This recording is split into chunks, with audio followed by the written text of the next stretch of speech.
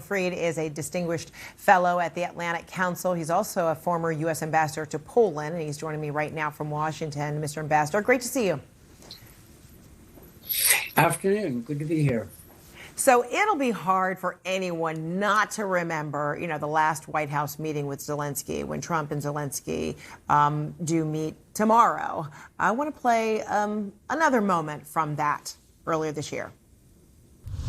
Mr. President, with respect, I think it's disrespectful for you to come into the Oval Office and try to litigate this in front of the American media. Right now, you guys are going around and forcing conscripts to the front lines because you have manpower problems. You should be thanking the president for trying to bring an end to this conflict. Have you ever been to Ukraine that you say what problems we have? I think it makes everybody uncomfortable every time they watch that. So, did the inclusion, perhaps, now of leaders from the UK, France, Italy, and Germany remove any kind of residual acrimony and now potentially include greater hope for Ukraine advocacy? Let's hope so. First, President Zelensky and President Trump will meet without the Europeans. So let's hope we get through that in a constructive, serious spirit. I'm glad the European leaders are coming here. They need to be part of a solution. They need to contribute to Ukrainian security. So it's good that they'll be here. But I must say, I'm not as confident as Steve Witkoff that the Russians have actually made concessions.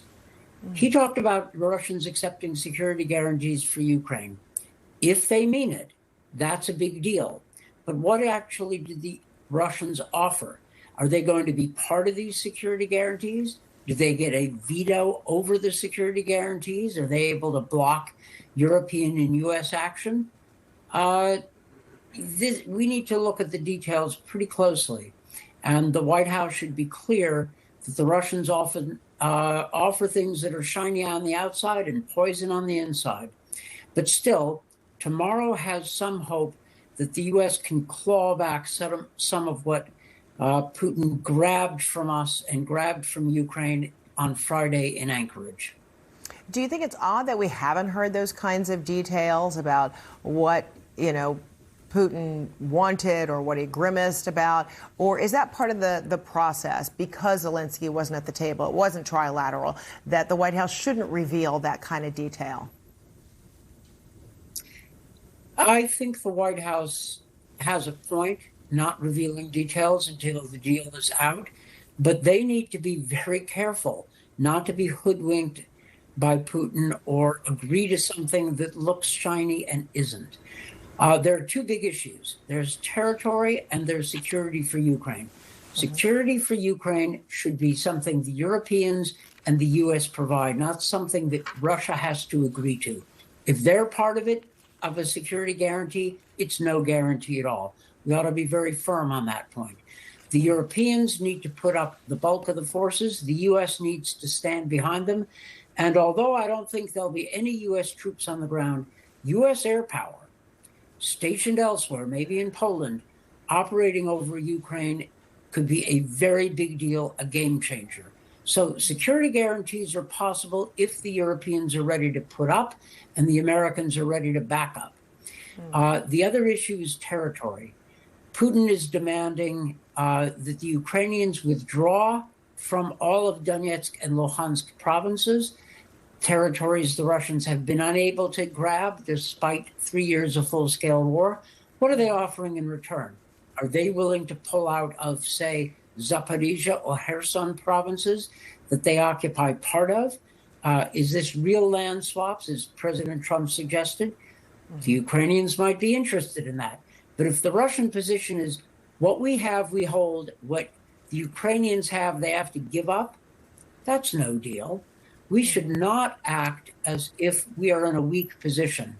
Secretary Rubio on the morning talk shows said that sanctions don't work and could harm diplomacy. What? It was just 2 days ago, going to Anchorage, that Trump himself said, if we don't get a ceasefire, I'll be unhappy and big sanctions could come. Secondly, does this administration really believe that economic pressure doesn't work? This is an administration that loves economic pressure to open the diplomacy. So what was the secretary talking about? He's a smart guy. So I don't understand the point. We have perfectly good tools of economic pressure to apply to Russia, quite a few of them. I wonder, as you bring up Rubio, additionally, he talked about concessions, and he said each side will have to make concessions. Take a listen to what he said. You can't have a peace agreement. No, you can't have a peace agreement unless both sides give and get. You can't have a peace agreement unless both sides make concessions. That's a fact. That's true in virtually any negotiation. If not, it's just called surrender. And neither side is going to surrender. So both sides are going to have to make concessions. So, of course, concessions were asked. But what utility would there be of me going on a program and tell you we've wagged our finger at Putin and told him you must do this and you must do that? It's only going to make it harder and less likely that they're going to agree to these things. So these negotiations, as much as everyone would love it to be a live pay-per-view event, these discussions only work best when they are conducted privately.